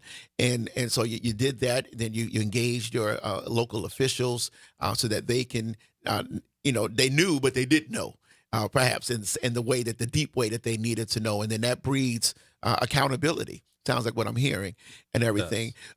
Tulane also aren't they, I guess, near the Canal Street side, huh? Tulane University, the medical, are they involved also there? So they, UNC, LSU, Tulane, they got their own police force. Yes. All three of them. So there's 3 police forces in the 3-block radius right Wow, there. yes. And the state police are actually working out of LSU Medical Center. Okay. So you had 4 police forces. I think they good. Okay. Yeah. But in that area, but they definitely have the overspill from some of the other issues of under the interstate. But if you look at that area, we have Charity coming online with a $500 million development. You have probably a few $1 billion that have been put into that medical complex. You have the city and state looking to put more money into the biomedical corridor, and we need to, as a city, we need to block and tackle better. We need to look good before we go looking for these Hail Marys. Yes. And really part of it is just cleaning up your block. That's a broken window theory. Yes. You clean up your block, your neighbor will want to clean up their block, and it just continues on down. And I think we got some really good stuff going on at the other end of Tulane with Chick-fil-A being there, which is it's on Carrollton. On right? Carrollton. Yeah. You have a car wash that's getting ready to go in on some abandoned property there. Okay. You have you have Ivy Waste put their corporate offices down there. Okay. And you're just starting to see a little bit of life coming on retail side and business side coming together on the other end. I'm stuck in the middle where my so we've really made an effort, and I have to say the state police and NOPD have really answered the call to the citizens. I know it's hard, guys out there, when you email a city office and they don't respond. You email a district commander and they don't respond. Just keep it up. Yeah. Don't give up, because eventually they're watching and they're listening and they're seeing those emails. They're either too busy, don't have the resources, or they're not answering them because they don't have the answer for you. Yeah. Now, I know in Tulane also several hotels. They've been gone. Most of them are gone. Okay, so I mean, I drive down there, but I don't know exactly. So, some of them still look like they're doing something or not. Well, they're pretty nice. They've actually one of them is kind of like a day club, which has a swimming pool. Okay, and you can rent cabanas, and it's very successful. Okay, and it's a cool hip. People go there and swim on Saturdays and Sundays. They have a little bar there. And the other one's actually being renovated in more kind of that style, and there's a vibe of those places. They got that Art Deco, retro 1960s look, and they've really leaned into them, and they're doing some amazing things. Okay. So yeah, it's those things are popping. You got Boswell's, a great little Jamaican restaurant there. That if you ain't been there, you should go and get the jerk chicken. It's the best I've tasted outside of Jamaica. Well, no, I raised that because I mean, traditionally, then we have prostitution where there's kind of cheap hotels, motels, what have you. So if they're not there as they used to be, I think it's more transient. I think it's I think it's a little more transient, and whereas it's not. That makes it a little harder to enforce as well. And and quite frankly, NOPD doesn't make a lot of prostitution arrests. And that's not exactly what I'm asking them to do. I'm just saying that if it's a crime and there's victims here, the women are victims. I saw a lot of violence, just, from the addicts on each other, the homeless on each other, the dealers on each other, so... it's about quality of life and making this a beautiful place. New Orleans has all of the assets, all of the tools.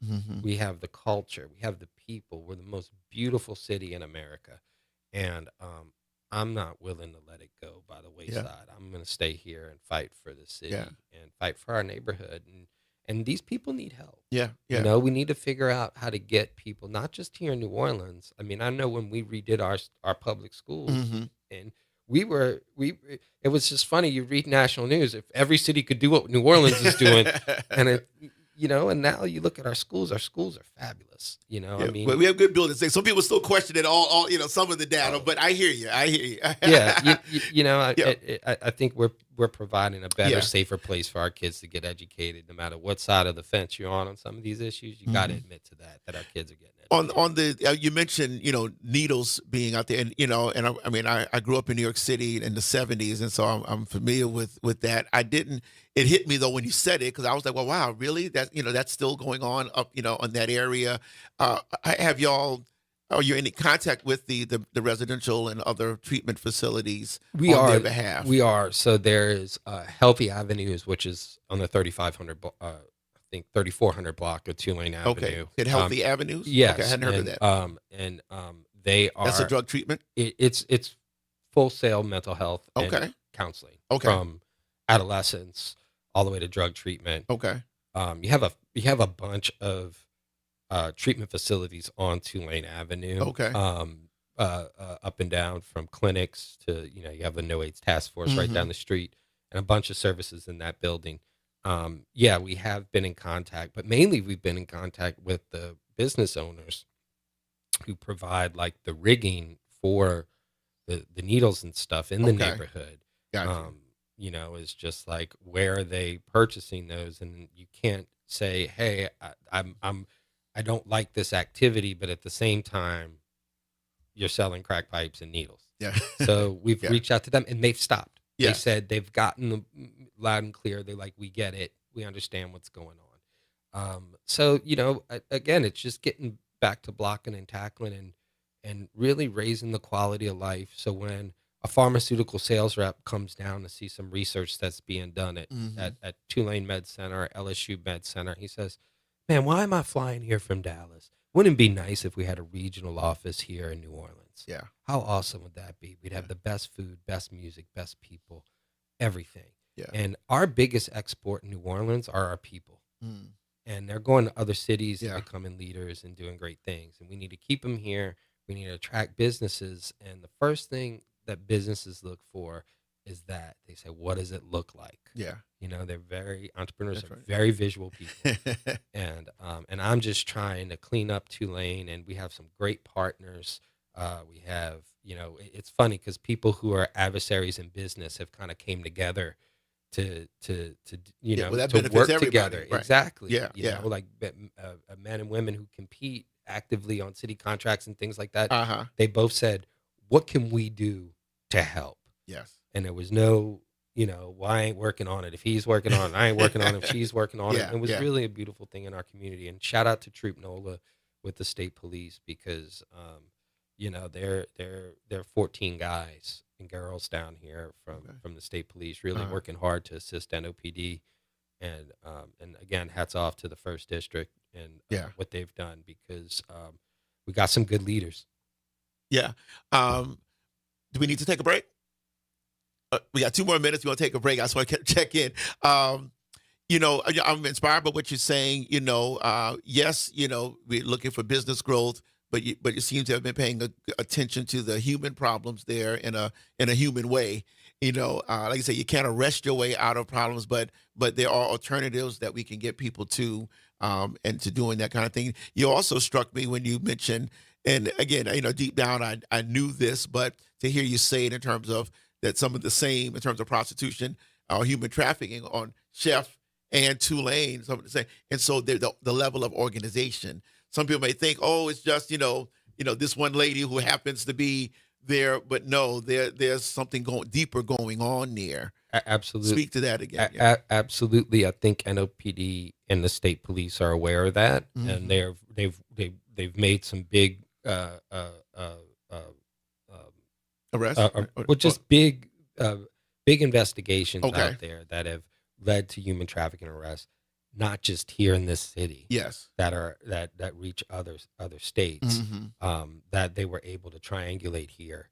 From what I understand, I read NOLA.com, and really they modeled a few of those programs after it, because at the end of the day, I don't think the police want to arrest these women. They want to get them to safety. Yes. And no doubt about it. I mean, I can only imagine the pain and in that line of work, and anything we can do to remove people from that situation. Yeah. Anyone, you can find me, I'll help you. That's You right. know, and that's what I say about homeless too. Yeah. If you're hungry, like we'll feed you, Yeah. we'll give you water, we'll Yeah. figure But out then a way what's to the get you plan housing. after that? Yeah, we'll what's the get you plan? housing. We'll Yeah. figure all that out for you. Yeah. If you really, I'll never turn help away That's from right. anyone. Yeah, yeah. But if you're gonna, you know, if we got to meet a different way, then Yeah. you know, which is a shame. Hey, we're talking to Jason Vilmarette here, business owner, entrepreneur, talking about the quality of life factors and also luring business investment to a key area of the city, Tulane Avenue, the biomedical corridor, one of the entrances to the city, so to speak, to downtown. We're going to talk a little bit more with him after the break. This is Dr. Torrance Sanders on WBOK 1230 AM, sitting in for Will Sutton. We'll be back after the break.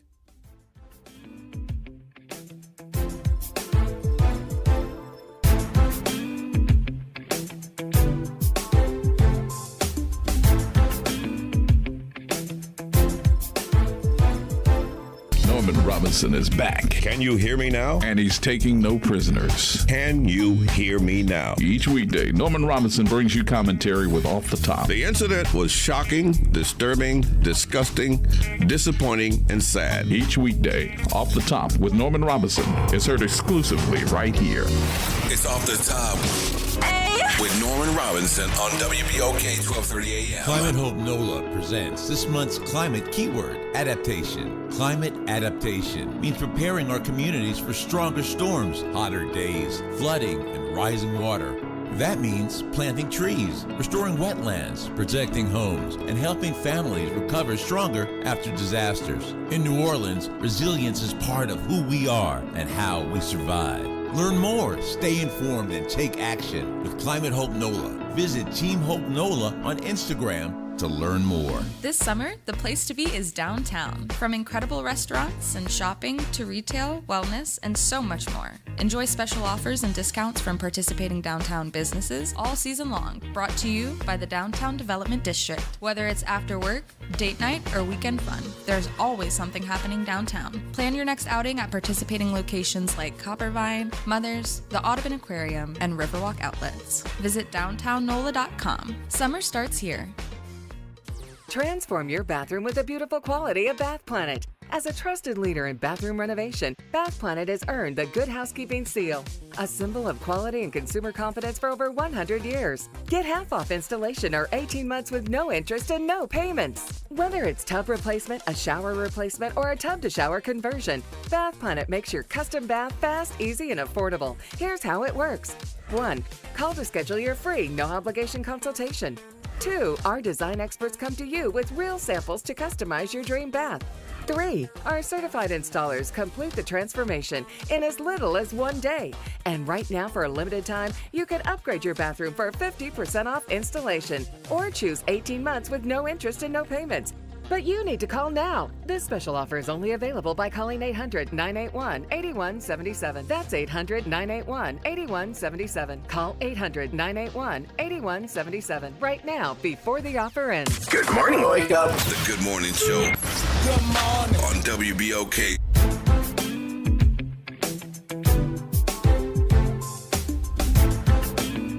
And we're back. 8:48 here on WBOK 1230 AM. Guess all the kids should be in school. You can still watch a few school zones, but we're here having a great morning. We've been talking with Jason Vilmarette about a variety of issues on Tulane Avenue and this quality of life, lessons that can be learned in other neighborhoods if they have issues, going on there. And off air, we were talking about specifically Troop NOLA and their role in all of this. Tell us about Troop NOLA's impact. So in our situation, they've been amazing. They're very responsive. They're a great supplement to the NOPD in a sense that, they don't have the manpower issues. They don't have the budgetary constraints. It's no secret that the city has financial issues right now. So police overtime is one thing that's getting pulled. And then just the number of officers working a district a night is low. Yeah. And so what Troop NOLA does is they're able to subsidize the police force NOPD with patrols. Mhm. They have amazing technology that they're tapped into with, in particular in the French Quarter, Yeah. particularly after the terrorist attack. And that was really the area they were brought to patrol. It was before the Super Bowl, I believe, or Mhm. whenever that, or Mhm. after Yeah. the Super Bowl Yes. for the second, whatever it was. So they brought them in. From what I was told, they're responsible for almost a third of all the cases in Orleans criminal court right now. Wow. And they're working really hard. I know people, think, oh, the mayor's fighting with the governor. This one's but when it comes to fighting crime, Mhm. the city and state are working together. They're working with the district attorney. They're working with the mayor. They're working with city agencies. They're in every meeting right there with the deputy mayors, really trying to make New Orleans, I think, no matter how you feel politically Mhm. about certain people in Baton Rouge, I think everyone's heart is in the right place. I think the vehicles to get to where they want to go are different. They're driving different cars. Yeah. But I have to, say that partnership is probably one of the things that the mayor and governor Mhm. can really be very proud of. Yeah, and you said there's only about a dozen or more. 14. 14 of the in Troop NOLA. Yeah, so I know, at the very beginning, some people had some, trepidation about state police coming in. I think you're right, probably the terrorist attack and other things, maybe, assuage some of those feelings and everything. And, was also concerned about whether they would be doing constitutional policing. We wanted to make sure Of that we course. didn't bring in some problems. So I'm glad to hear. I haven't heard, there could be, but I haven't heard any major incidences or negative. They're well things, trained. Yeah, They're yeah. very well trained. I had one or two friends who were state police, and they are very well trained in general. Yeah, yeah. I think that good policemen make good decisions, Mhm. and when it comes to people's rights, and no one wants to make a bad arrest, and these guys are going after the worst of the worst. Yeah. And they're working on task force because at this point, NOPD does not have certain divisions. NOPD does not have a narcotics division. NOPD, they do not have a vice division. They Huh. just reinstituted their traffic division Yeah. because they needed some revenue.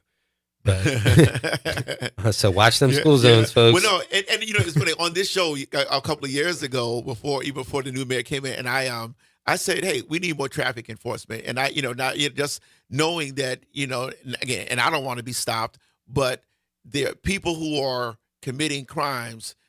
They also drive bad. Correct. And and so you go, if they're weaving in and out of traffic, they're zooming up behind you, and it seemed like it was happening every day. or running no red license lights. plate. Huh? That was a big one here. Was no license plate. Yes, like yes, people that would too, drive yes. without the license And plate. they were switching out Yeah. license plates or whatever. Yeah, Correct. that kind of stuff. Yeah. So, but I want to say I saw a statistic the other day, 2024 to 2025, we were up 46% in traffic violations. Mhm. And then 2025 to 2026, we were up another 46%. Yeah. So that's 100% Yes. over the course of 2 years, Yeah. which is pretty remarkable. And look, I hate getting traffic tickets as well, Mhm. but I'd much rather an officer with a radar gun than a traffic camera. Yes, And, yes. And although I think some of those have been very effective in school zones and places, Uh-huh.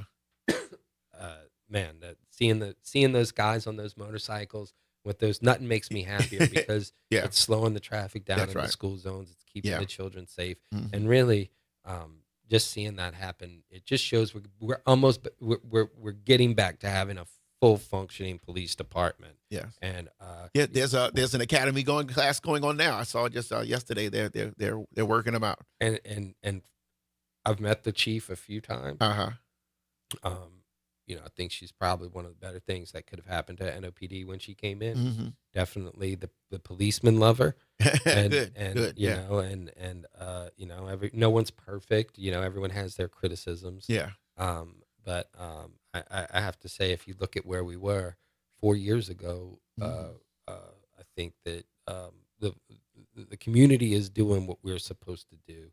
Yeah. We just got to get better at some other areas. And We can get through these budget cuts and all of that and get the city's finances in order. I'm looking forward to seeing what the mayor presents the budget next month for next year and see what we got. Money is the mother's milk for municipalities. Yes. Like, you cannot run a city without money. And we have to collect our taxes so we can pay the police. We have to, I mean, it's a complicated puzzle. Yeah. I'm not saying I know how to do it, because I surely do not. Yeah. But I think that what I'm seeing for the first time, now this is not the first time that I've tried to organize on Tulane Avenue. Okay, yeah. I've done this since 1996, a few different mayors, a few different council members, a few different district commanders, and I've never gotten success. Wow. Oh, and that's 30 years. Yeah, I That's understand. 30 years. Yes, If you yes. think about that, I've been doing this Yes. for 30 years. Yeah. And this was the first time that I actually saw something happen. The 10th time's the charm. It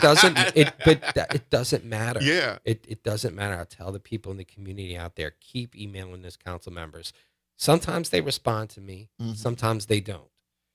Call the offices, to get a rabbit out the LOG. Sometimes you got to make a commotion. Like Yeah, the DOT, yeah. And you gotta just, you stick to it. If there's a problem property in your area, Yeah. call. There's ways to get that cleaned up. If there is a quality of life issues, Yeah, the NOPD yeah. has quality of life That's right. officers. So Yeah. there's a path. Yeah. They're not always responsive, but there's a path. Well, you're talking about the fact that civic engagement is not just about going into the voting booth, although that's important. And we say, oh, we don't know if people vote, and that's true. But even at this deeper level, being involved in your neighborhood, whether you live there or work there or both, and getting to know the people who, in your community, being concerned about those who may not be, on the, have the same capacity that you have, and may get engaged in criminality. People are people, and a lot of times, if you offer people an option, let them know that you care. Most are going to make a good choice. Some are still going to say, "I'm going to do what I'm going to do," but then that's what you have law enforcement for. And I'll give you a prime example of that. By talking to our community, we were made aware of those Project NOLA cameras. And those cameras do have a startup cost. They do cost money to start up. But we were able to meet with the community. We said, hey, raise your hand if you want to have a camera. People raise their hands. Some businesses can write the check. Wow. Right? Yes. And just pay for them. Yeah. Other businesses were like, well, man, I want them, but I can't afford them. Those other businesses came together, and we bought the cameras for those other Wonderful. people, Yeah. or those other businesses Yes. that couldn't afford them, because we understand not That's every business community. is the same. It's Yeah. community, Family. exactly. Yeah. It's like Yeah. it's We like, all hey, gonna eat.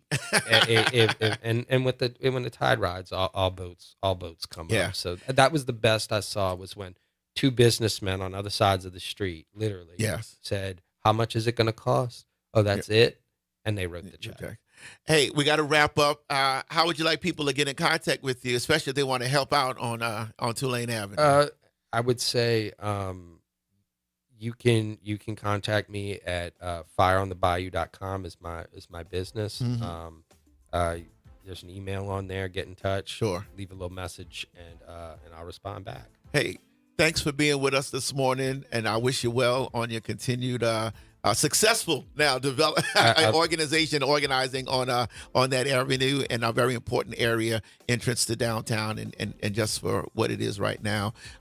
Hey, we've had a great morning, Mr. Jason Vilmarette, Ashana Bigard, and myself, Dr. Torrance Sanders. I've been had a great time being here with y'all this morning. I don't know who's going to be in the seat tomorrow, but I wish him well, and we wish Will Sutton well as he returns next week. Again, WBOK, 12:30 a.m. Y'all have a great day. Be safe, and take care of your family and your friends. Good morning.